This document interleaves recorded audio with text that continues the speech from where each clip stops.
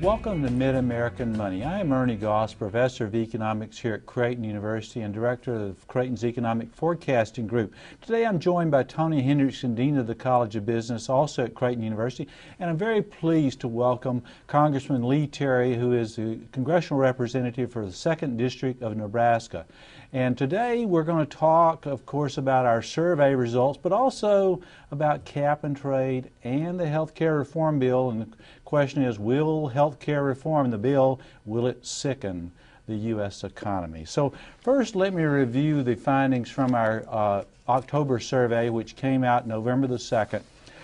This is a survey of 900 businesses in 9 states stretching from North Dakota and Minnesota to Oklahoma and Arkansas. Now, the first thing, the Business Conditions Index from that survey signals a frail regional economy, that is. And in fact, this survey is really maybe indicating we may go back into recessionary territory, what we call a W or a double-dip recession, but that's way too early right now. The inflation gauge indicates increasing price pressures in the pipeline. Of course, that's not good, especially from the Federal Reserve standpoint. The third factor, no jobs added in October. In fact, we had job losses for October. And when we asked the supply managers about the Christmas buying season, they expect a downturn that is from last year of 1.6%. Of course, we'd like to see a growth of 6 to 7%. And finally, the likelihood of another recession has increased significantly. I still think it's below 33%, below 1/3, but there is a rising possibility of a double-dip recession. Now, overall, our economy, our survey is pointing to a very fragile economy, fragile growth in the economy, as I said, and job losses. Companies are just very uncertain about what's going on. And business and consumers as well. Of course, we've got cap and trade, we've got health care reform, and finally, how we're going to pay for those. Now, Congressman Terry, how is the fragile U.S. economy affecting health care reform? And you're front and center there with health care reform, and how's it affecting it, and how's the health care reform affecting the economy? Well, it is affecting the debate on the health care. Okay. What we hear from people, whether it's the town halls, telephone town halls, coffee shop meetings that I have, and I'm hearing this from all of my colleagues, that people are worried that the health care bill, first of all, will it change their health care? Mm-hmm. But number two is, how will it affect the economy and the deficit/national debt? There's a building concern in the American public that Congress is spending way too much.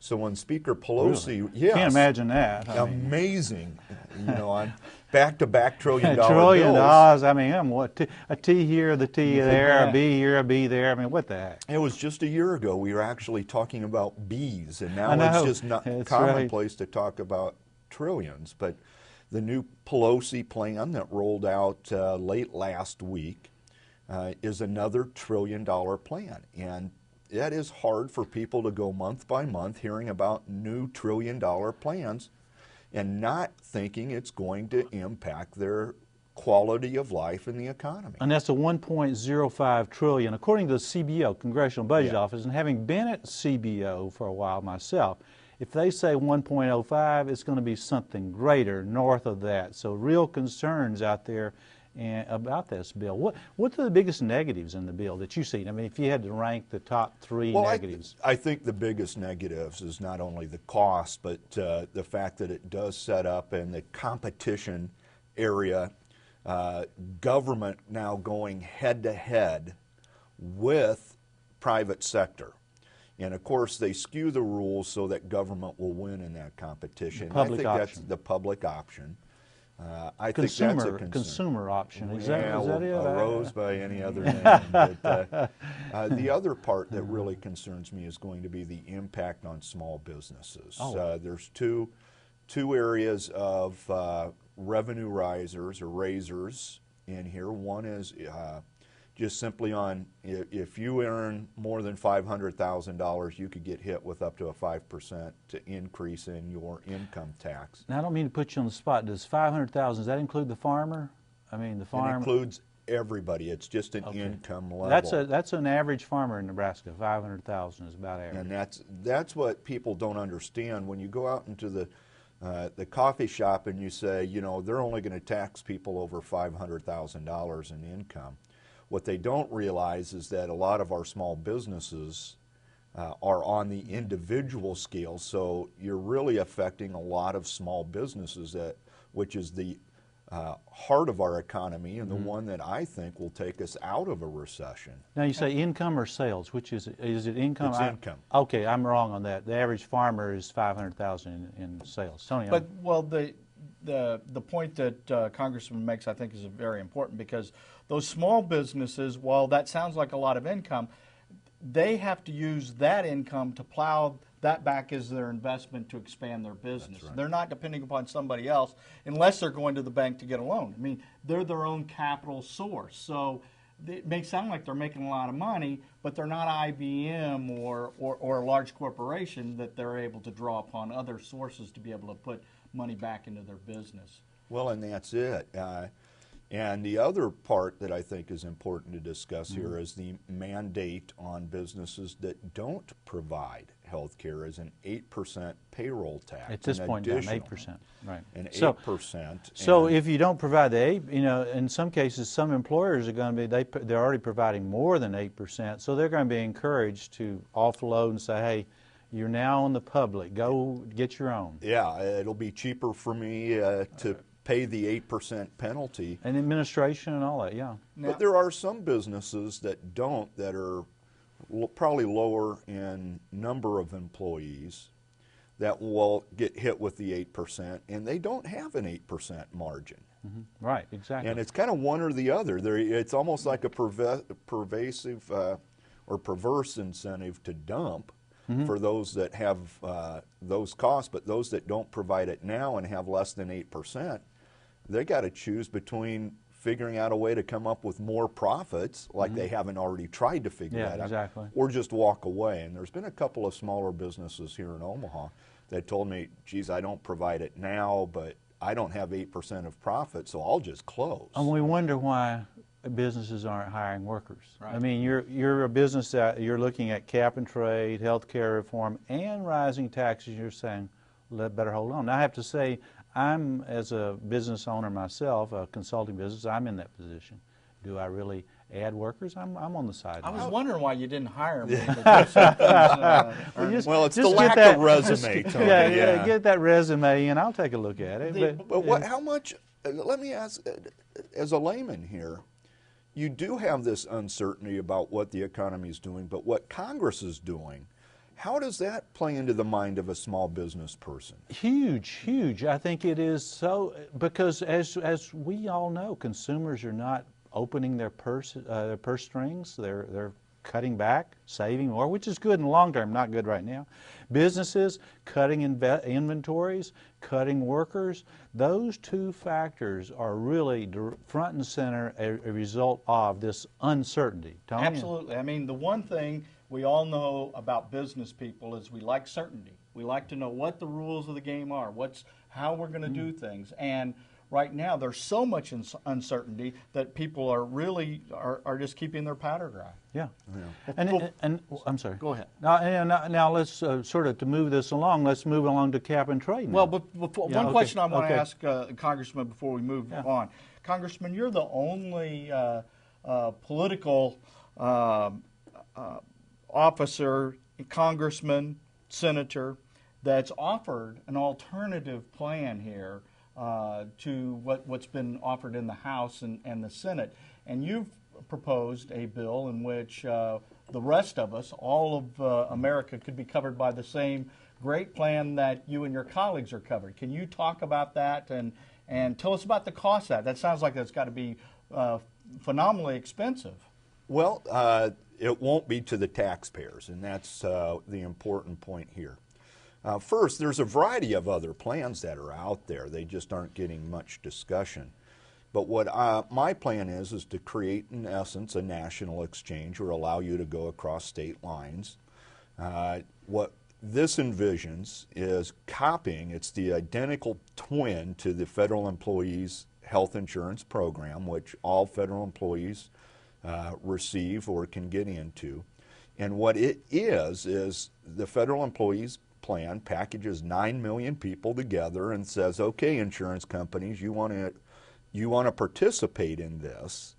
You have to compete against each other, and by the way, we're going to set the minimums for the coverage, but you can offer a variety of different plans.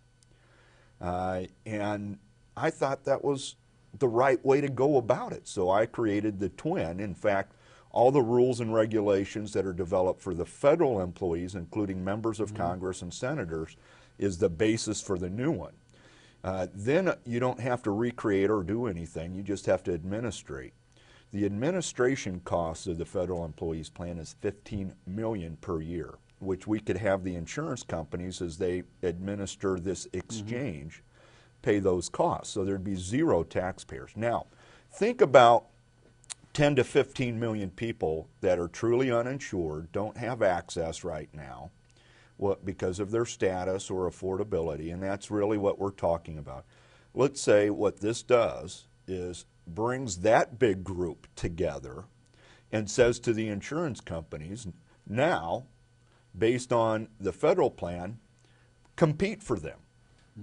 And so two things here that will greatly reduce the cost of the insurance to that person by bundling them together. The uninsureds, the lesser insureds, you buy in bulk. We all know that the bigger the number plan or the number of employees, the lesser the price, because you get to spread that out. The risk is smaller that way. And then by making them compete, you tend to have more affordable insurance plans. The inflation rates within those plans, when there's true competition, tend to be less that way. So basically, we don't have to create 111 new federal agencies and mandates. Hey, you take what already exists and basically say, come on in. Hey, you solved it right here, and we got it right on tape, I think, or I guess it's not tape anymore. I don't know. I don't even know what it is. And anecdotally, I would share with you, Ernie, that my father, before he passed away, was a retired federal employee and had such great insurance. Whenever I went to the pharmacy to get his prescriptions, the people behind the counter there often remarked about, "Oh, he's the one with the great insurance." The one that funds their that Cadillac Right, I'm driving. right. Okay. Well, now that we've solved, or Congressman Terry has solved, the health care reform, what about cap and trade, which when I tour, whatever you wish to call what I do, speaking out there in the, not out there in the hinterland sounds bad, out in the communities that you serve, and others in away other from states. the ivory towers. Yeah, of exactly. Creighton Away from the urban centers as well. We sometimes think everything's right here. Well, it's obvious a lot of it's out there. There's a real concern about cap and trade, and if you look at the Kyoto Protocol, which Europe adopted in 1997. That's similar reduction emissions. Their unemployment rates have risen. If we had Europe's unemployment rate, 4 million more Americans would be unemployed today. Our growth rate would be about 5% less. Theirs 19%, ours 23% over this period. So cap and trade, it's going to cut growth. The question is, Tony, you see cap and trade as somewhat negative. I believe I can say that. Well, I think that it sounds good that what we're trying to do is address some emissions. There's some asymmetry as compared to other countries who are actually bigger offenders than we are, and that doesn't mean that we shouldn't do anything. But we can't be overzealous in trying to solve the world's problem by saying if we do everything, it's going to fix everything worldwide. It's not going to do that. So if you clean up the living room, you still got problems in the bedroom and the kitchen. Exactly. And that's the case.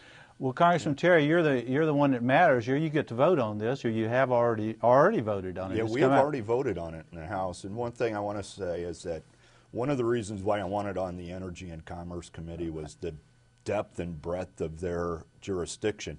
We were the only committee that had all of cap and trade, except for a little tariff portion for Ways and Means.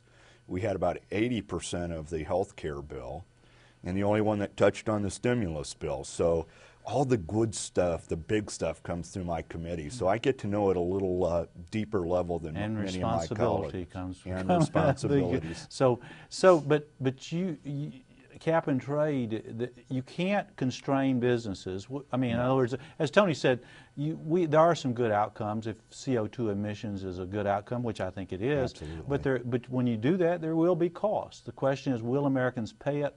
I don't think so. I don't think that's a high. I think if you compare the two major generational changing pieces of legislation, health care and cap and trade, I fear one more than the other, and the one I fear most is cap and trade, because it's a direct hit on our economy.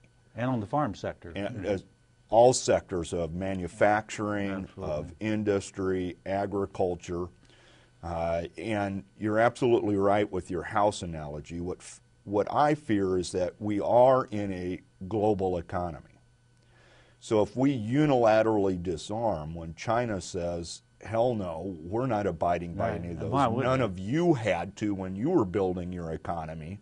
So we aren't going to play by those rules. And by the way, any of those businesses affected, come on over. We got deals for you. Exactly. It's sort of like Warren Buffett saying to us, well, don't worry about being rich. It's not that big a deal. You just stay where you are. I mean, that's how that's how India looks at it. That's how China looks at it.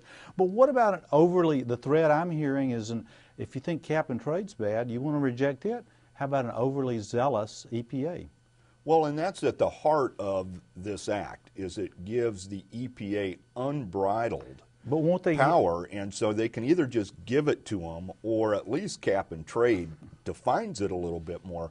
But a zealous EPA is dangerous in the sense that they can get into every facet of a business or even your personal life and how you operate your home.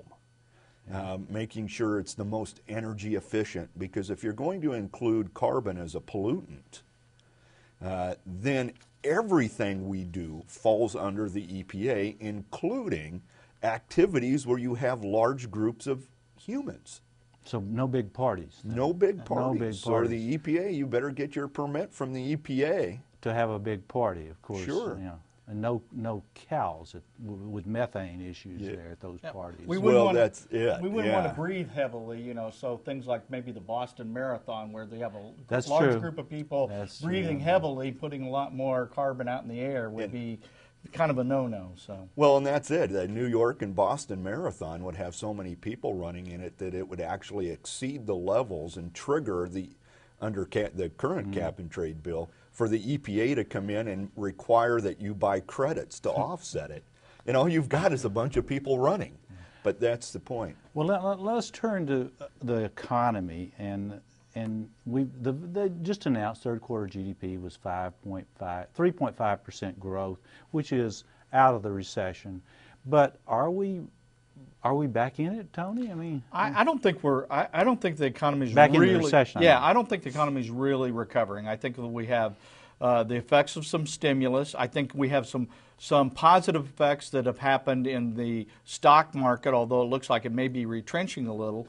But I think the positive things have come from restructuring, as businesses have begun cutting costs. Cutting costs. They've done some prudent things. When any economy is expanding, we move to capture those revenues. And now as business retrenches, there's always some cost savings. I think what we're seeing now is the benefits of that restructuring and savings. I mean, companies have downsized. They're still in order to be profitable, they downsize. When you downsize, you cut your costs, your profitability goes up a little bit. You look like you're doing a little better. What's the word in Congress? Are we, among your colleagues, do most congressional representatives think we're out of the recession? No. Okay. And across the board, and actually there's been a couple of newspaper articles in the Capitol Hill rags where they've interviewed people from both sides of the aisle, and everyone is, quote, holding their breath. We don't think that this 3.4% increase in the GDP in the last quarter is going to be sustainable. Okay. A little bit with the stimulus, a little bit with the cash for clunkers, and other programs that were out there that aren't going to exist next quarter. Those were in the third quarter, of course, and that's Yes. the numbers we're looking at, cash for clunkers. And now, why don't you give us cash for appliances, cash for couches? I'm thinking about buying a really nice TV. How about a cash for, plasma TVs? Could you do that for me? Ernie, you're going to have to go to your wife to get the cash for the TV. It should be. Where does it stop? And frankly, that's why the housing tax credit extension for 6 months has taken weeks and months to negotiate, because we understand that people are concerned about deficit spending and building our national debt. So anything like that, that will cost money, even though it may actually help expand the economy and create a spurt that we hope becomes sustainable. Those are the type of things we need to start When I was doing. a kid, we used to spray ether in the carburetor and give it a car a boost, and get it going. There you go.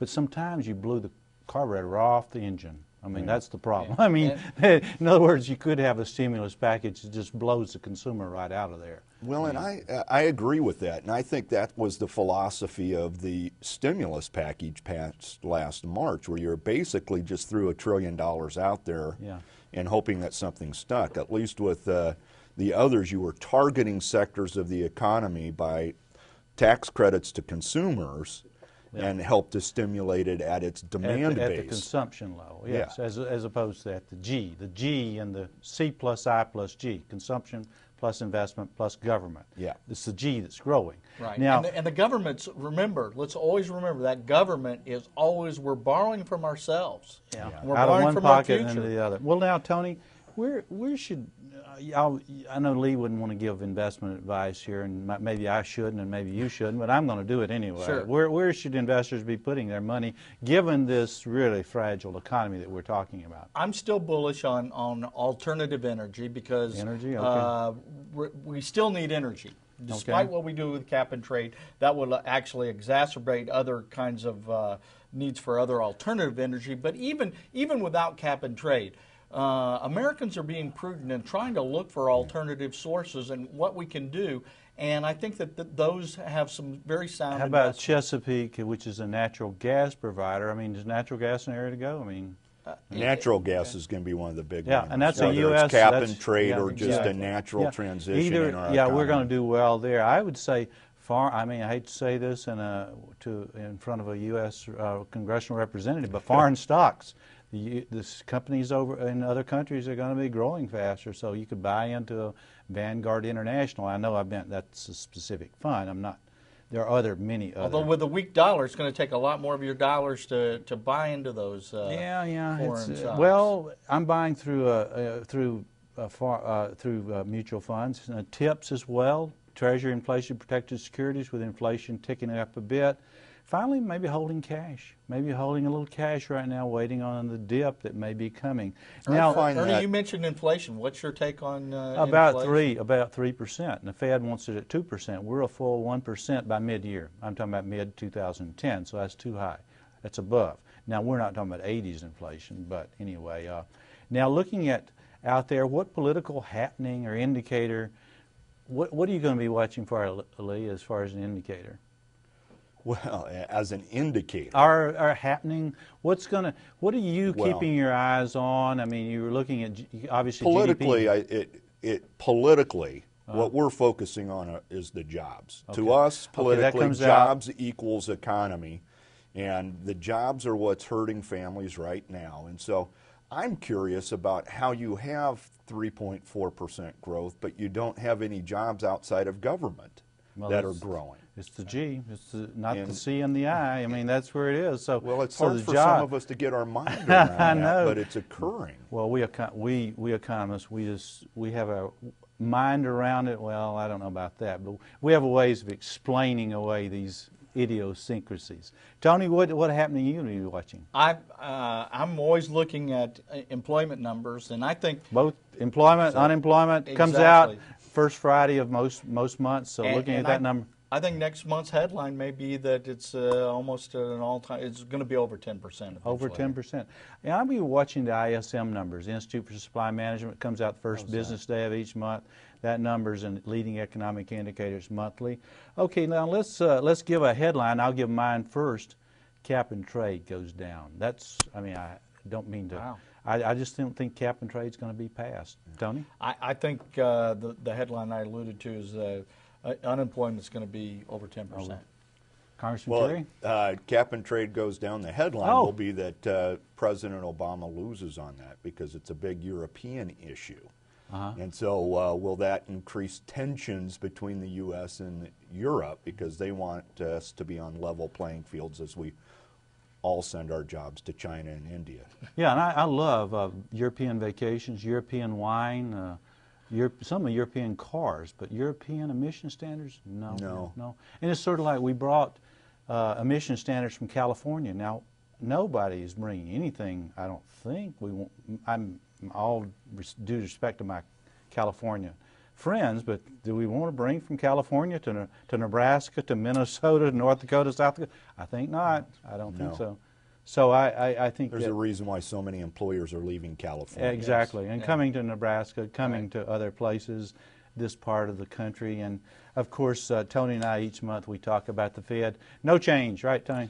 I think that they're getting a lot of pressure now to maybe raise rates. I don't think they're going to yet, but I think they're under a lot of pressure, not necessarily for the domestic economy, but to shore up foreign investment. Shore up the dollar as well. Absolutely. Dollar's weakened, got a lot of pressure to I would not be surprised if they maybe potentially raise it. If not this next month, certainly in the near future. Coming in the near future to you. Of course, I think the Fed's not going to do much right now. They're afraid to go either way. They're sitting there on the sidelines, and we economists dislike nothing more than sitting on the sidelines. But that's what we're seeing, and well, that's it for this time. Thank you, Tony. Thank you, Congressman Lee Terry. Thanks for being with us today. I think we've had, I think, a stimulating conversation, at least from my standpoint, and hopefully for our viewers. Thank you for joining us today for this November broadcast, and hope you'll join us next time in December for our broadcast. And in between now and then, may your economic cup runneth over. Thank you.